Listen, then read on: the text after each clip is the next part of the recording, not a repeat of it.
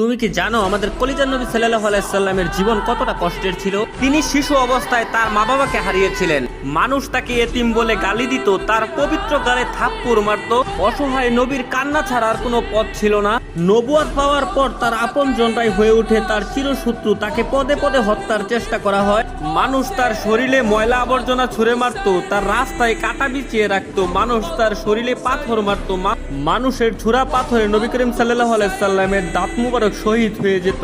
নিকৃষ্ট পাষাণরা নবীর পবিত্র মুখে থুথু পর্যন্ত ছিটিয়ে দিয়েছিল। নবী করিম সাল্লাল্লাহু আলাইহি সাল্লামের কষ্টের দহন আরো বাড়লো যখন তার শিশুকালে কলিজার 3 পুত্র সন্তান ইন্তেকাল করেছিল। আবার কলিজার নবীর ঘরে চুলাও জ্বলতো না। ঈদের দিনও তিনি না খেয়ে ঈদগাহে যেতেন। ইসলামের জন্য আমার নবী 3 বছর গাছের পাতা খেয়ে বেঁচেছিলেন। এত কষ্টের মাঝে থেকেও আমাদের কলিজার নবী আমাদের জন্যই শুধু কেঁদেছেন। আমার এই অসহায় নবীকে যদি ভালোবাসো তাহলে কমেন্টে লেখো আই লাভ মুহাম্মদ এবং